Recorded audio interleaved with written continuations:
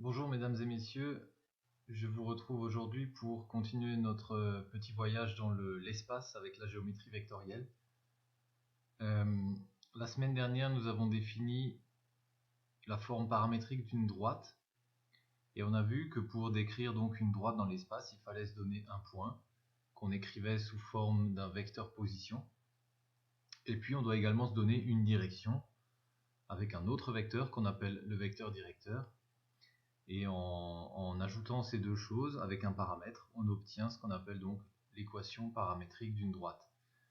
Alors aujourd'hui, je voudrais que on va faire une petite méditation. J'aimerais que vous fermiez les yeux et que vous imaginez que vous roulez sur une route qui est une ligne droite, et que vous n'avez pas la possibilité d'aller ailleurs que sur cette route. Ça veut dire la seule liberté de mouvement que vous ayez, c'est d'aller en avant sur cette route et éventuellement en arrière.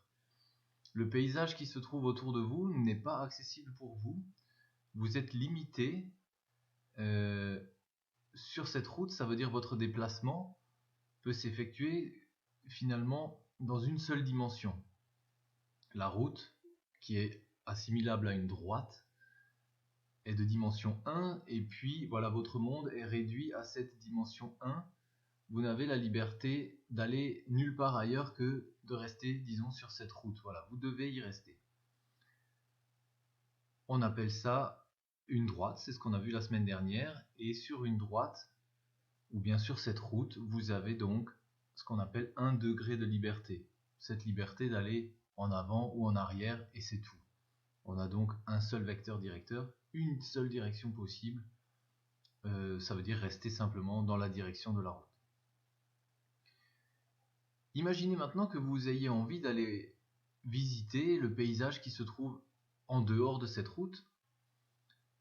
Si vous voulez quitter la route, il vous faut donner un second vecteur qui va donner une seconde direction, et cette seconde direction va vous permettre d'aller à gauche ou à droite. Ça veut dire de sortir de la route et d'aller pouvoir atteindre chaque point du paysage qui se trouve, voilà, devant vous ou à côté de vous ou derrière vous ou à gauche ou à droite. Eh bien, c'est ce qu'on appelle en mathématiques la notion de plan, en allemand dit Ebene. On va maintenant définir dans l'espace de nouveaux objets qu'on appelle des plans. Alors, on va essayer de voir cette idée sur un exemple. Voilà. J'ai ici... oups, c'est pas ça. Voilà. J'ai ici un... en fait, je vais m'intéresser au plan de mon écran, ici, le plan qui se trouve là derrière.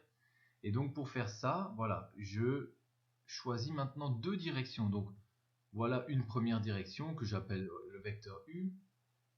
Donc, imaginez que pour une droite, passant par le point A et avec un vecteur directeur U, voilà, la route dont j'ai parlé tout à l'heure serait cette route ici. On serait donc coincé sur cette droite, on ne pourrait pas aller ailleurs que sur cette droite avec seulement le vecteur U. Si vous voulez par exemple vous rendre chez le point M, en ayant seulement comme liberté de mouvement le vecteur U ou un autre vecteur collinaire, on pourrait seulement se déplacer sur cette ligne. Voilà, ça c'est ce qu'on a vu la semaine dernière, et c'est ce qui représente donc une droite sous forme, voilà, avec l'équation paramétrique. Si maintenant vous voulez sortir de cette route et aller voir ici ce qui se passe, ou là-bas, ou plutôt par ici, ou par là-bas, c'est-à-dire atteindre n'importe quel point du plan, on doit se donner une deuxième direction, par exemple ce vecteur V. Et on va remarquer que avec seulement ces deux vecteurs qui sont donnés, de manière arbitraire, hein, simplement ce vecteur V n'est pas dans la même direction que U, sinon c'est absolument ridicule, donc un vecteur qui montre une autre direction, avec seulement ces deux vecteurs, on va voir qu'on peut atteindre n'importe quel point du plan qui se trouve, voilà, ou du paysage autour duquel on se trouve. Par exemple, ici vous avez une petite équation qui vous dit est-ce qu'on peut écrire le point M2 qui serait 3 fois U moins 2 fois V. Donc voilà par exemple le point M qui est égal à moins 1 fois U moins 3 fois V. Alors on va regarder si c'est vrai. Si je prends U moins une fois, je vais aller dans cette direction jusqu'à ici. Et puis ensuite, je vais faire moins 3 fois le vecteur v. Donc moins 1, moins 1 fois v, moins 2 fois v, et moins 3 fois v. J'arrive effectivement sur ce point M. Alors essayons de placer le point M2, un autre point M, pour avoir 3u moins 2v. Alors je vais ici choisir 3u, donc je vais mettre ici 3.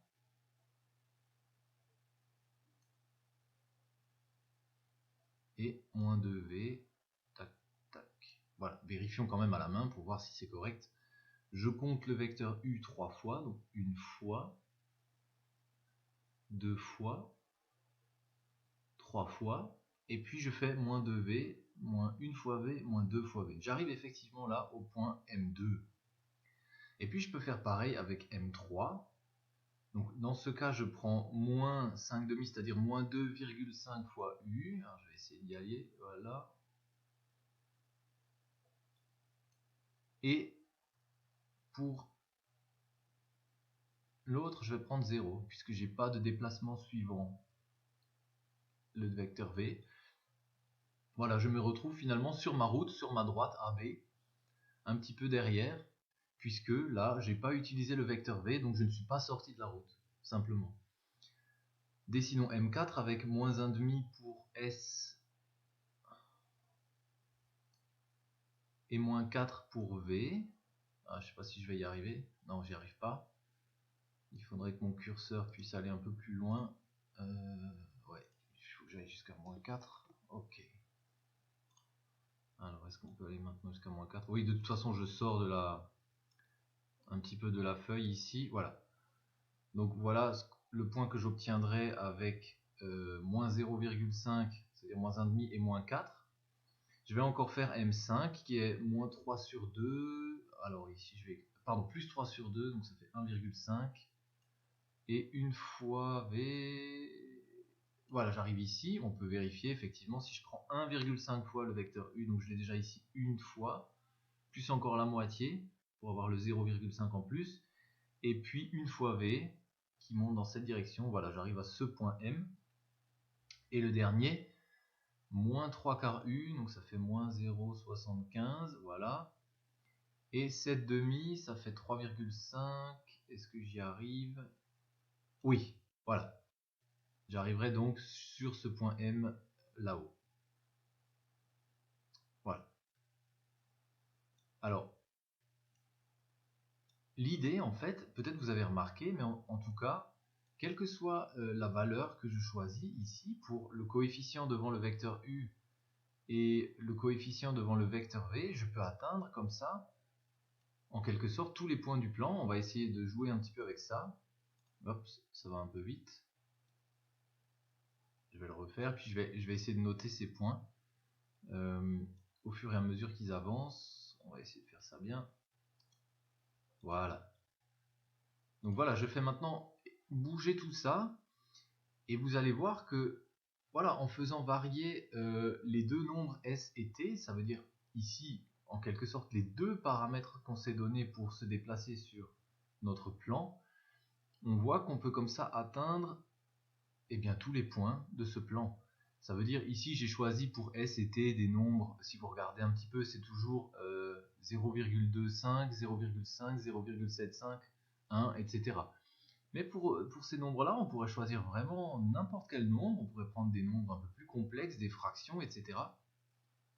Et en fait, pour tous les nombres possibles, on aurait tous les points du plan. Ça veut dire ici, j'ai seulement en quelque sorte les points entiers du plan. Ça veut dire on y arrive pratiquement chez tous. Voilà, les points entiers sont là. Mais il faut imaginer que si S et T sont maintenant font un balayage comme ça sur tous les nombres réels, je ne peux pas le faire avec GeoGebra, mais on peut imaginer qu'on va comme ça pouvoir attraper tous les points du plan. Ça veut dire atteindre dans notre paysage n'importe quel endroit en se donnant seulement donc deux vecteurs. Tout ceci se fait en utilisant uniquement le vecteur U et le vecteur V. J'ai rien de plus dans cette histoire. Et peut-être le point A qui est donné ici au départ. Voilà. Alors je vais arrêter la petite animation. Donc, vous voyez qu'avec cette petite équation, en changeant le S et le T, j'arrive comme ça à atteindre n'importe quel point du plan. de ce plan qui est donc le fond blanc ici sur cette feuille. Alors vous allez me dire, oui mais là monsieur on n'est pas dans l'espace, ça c'est un dessin en 2 dimensions, vous avez raison. Alors c'est pour ça qu'on va faire maintenant un plongement dans l'espace. Alors qu'est-ce que ça veut dire un plongement dans l'espace? On va prendre cette situation et on va la mettre dans un espace de dimension 3. Et voilà ce qu'on va obtenir. Donc j'ai en quelque sorte recopié mes vecteurs U et V, à peu près les mêmes qu'on avait tout à l'heure sur cette idée en 2 dimensions. Et maintenant je suis ici voilà, en 3 dimensions. Et je vais faire exactement la même chose avec mon point M. J'ai recopié les deux paramètres et puis je vais faire comme ça varier S et T, c'est-à-dire le nombre qui se trouve devant le vecteur U et le nombre qui se trouve devant le vecteur V. Et on va voir ce qui se passe. Je vais faire bouger tout ça. Alors attendez, je dois encore une fois regarder. Ouais, je pense que c'est bon comme ça. Voilà, si je lance l'animation, eh bien vous allez voir exactement la même chose. Vous allez voir que tous les points qui sont donnés ici se trouvent sur un plan. Donc ces deux vecteurs U et V nous permettent d'aller explorer donc, le paysage autour de la route AB, disons, hein, en utilisant cette deuxième direction V. Et vous remarquez surtout qu'on ne sort pas de ce paysage. Ça veut dire on reste dans ce plan. Il n'y a aucun point qui se trouve en dessous et il n'y a aucun point qui se trouve au-dessus du plan. Il faut imaginer que, voilà, avec une droite, on a seulement une liberté d'action, c'est de rester donc sur cette fameuse ligne, sur cette fameuse route. Et maintenant, avec deux vecteurs directeurs, on a la possibilité de passer sur un plan en entier. Typiquement, ce qu'on fait dans la vie de tous les jours. Nous vivons dans un monde de dimension 3, mais en fait, nous sommes des hommes, on peut seulement marcher. Et on utilise finalement au quotidien 2 dimensions, c'est-à-dire on peut aller en avant ou en arrière, on peut aller à gauche ou à droite. Pour nous, il est difficile de voler ou d'aller comme ça sous la terre. On peut voler en avion, mais disons pour un être humain, c'est pas naturel. Un être humain se déplace en général dans un plan. Et en tout cas, pour se déplacer dans un plan, 2 vecteurs suffisent. Voilà. Et on voit qu'on peut comme ça atteindre tous les points du plan.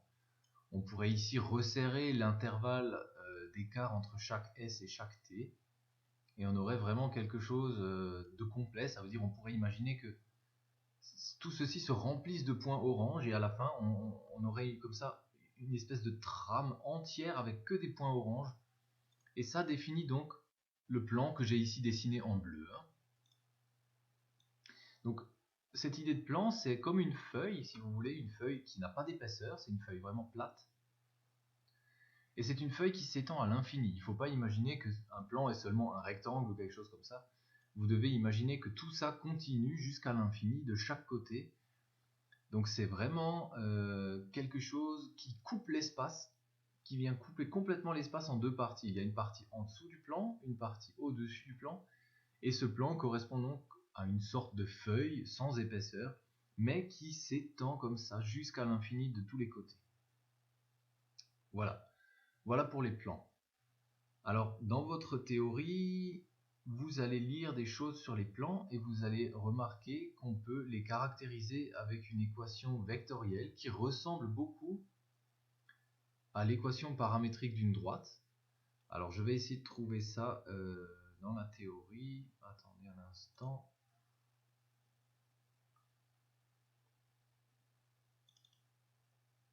Voilà. Alors non, attendez, c'est pas exactement le document que vous avez. Je vais regarder dans OneNote, ce sera plus simple. Alors, il se trouve ici. Voilà. Voilà. Si vous regardez ici, donc on a dit jusqu'à maintenant, voilà, on peut, si on veut caractériser un plan, alors je reviens avec mon petit chose au début ici. Vous remarquez peut-être, on a écrit le vecteur AM comme un nombre fois le vecteur U, plus un autre nombre fois le vecteur V. C'est exactement ce que j'écris ici. AM égale S fois le vecteur U, plus T fois le vecteur V. Et puis, comme vous le savez maintenant, on aime définir les choses depuis l'origine et pas depuis le point A, je vous remontre dans l'espace ici, on a effectivement, si vous regardez, on a aussi un vecteur position. Le vecteur jaune ici permet d'aller de l'origine jusqu'au point A. C'est encore une fois un vecteur position. Et donc, dans la théorie ici, vous le voyez, ce vecteur position, il est écrit comme ça, voilà, on ajoute OA de chaque côté de cette équation et on trouve à gauche OA plus AM qui donne OM. Et à droite, on a donc ce OA qu'on a ajouté de chaque côté, plus S fois U, plus T fois V. Et puis si j'écris cette équation maintenant avec des composantes, je vais avoir, comme pour une droite, le vecteur OM qui est donc X, Y, Z. Je vais avoir mon vecteur position qui n'est rien d'autre que les coordonnées du point A, mais écrites comme ça sous forme de vecteur, puisque c'est le vecteur OA, le vecteur jaune qu'on a vu ici. Et puis, vous allez avoir S fois le vecteur directeur U, et T fois le vecteur directeur V. Donc ces deux vecteurs, je rappelle, sont les deux directions qu'on s'est données dans le plan. Voilà le U ici, et voilà le V là-bas. Et donc, voilà ce qu'on appelle l'équation paramétrique d'un plan. Donc ça ressemble énormément à l'équation paramétrique d'une droite. La seule chose supplémentaire, c'est qu'on a une deuxième liberté, une deuxième direction. Voilà, un plan, c'est quelque chose qui a deux dimensions. Donc on doit rajouter une deuxième direction qui permet donc d'atteindre des points qu'on ne pouvait pas atteindre seulement avec un vecteur directeur. Donc la seule différence, voilà, une droite a besoin d'un point et d'un vecteur directeur, un plan a besoin d'un point et de deux vecteurs directeurs qui ne sont évidemment pas collinéaires, hein, ces deux vecteurs directeurs, non collinéaires. Voilà. Donc voilà pour la théorie, je vous laisserai, il y a des exemples dans cette théorie que vous pourrez compléter. J'ai redessiné la situation ici. Alors par exemple, on va regarder cet exemple-là. Si maintenant je vous donne 3 points A, B, C, donc typiquement, si je me donne 3 points A, B et C, je peux fabriquer un plan. Vous imaginez, voilà, avec 3 points, on peut vraiment bloquer un plan et définir très exactement un plan. Puisque j'ai besoin d'un point et de deux vecteurs. Donc par exemple, si j'ai donc ces 3 points A, B, C, je peux définir le plan qui passe par ces 3 points en utilisant par exemple le point A comme vecteur position, ce sera le vecteur OA, et puis j'ai besoin de deux vecteurs directeurs qui pourraient être par exemple le vecteur AB et le vecteur AC, exactement ça. Alors vérifions, donc ici j'ai vraiment le vecteur OA, les coordonnées du point A, moins 0, 0, 0, écrit en colonne, voilà le vecteur position OA. Est-ce que ça c'est bien le vecteur AB? En vérifiant, 4 moins 4 c'est 0, 9 moins 5 c'est 4, et puis 5,5 moins 6 c'est bien moins 0,5. Le second vecteur directeur c'est 0 moins 4 c'est moins 4, ensuite on a 7 moins 5 c'est 2, et 6 moins 6 c'est 0. Donc voilà comment je peux fabriquer l'équation paramétrique d'un plan en utilisant simplement 3 points. Je sais que par 3 points, il passe un plan. Bien sûr, il faut que ces 3 points ne soient pas sur la même ligne, sinon ça ne fonctionne pas. Je pense que tout le monde a compris ça. Et en plus, voilà la remarque, cette équation n'est pas unique. Pas du tout. On vous dit ici, on aurait pu utiliser le point B, ou encore même le point C à la place du point A, comme ici dans le vecteur position, vous pouvez utiliser OB ou OC comme vecteur. De même ici, pour le premier vecteur directeur, vous pourriez utiliser par exemple BA, ou encore CA, c'est égal. Et puis pour le deuxième, vous pourriez utiliser par exemple BC ou CB. Voilà, donc on a, comme pour les droites, différentes équations possibles pour décrire le même plan. Voilà. Voilà le petit dessin. Ok. Je vous laisse compléter tout ça dans votre théorie à vous. Et je vous laisse ensuite regarder tranquillement les exercices. Merci.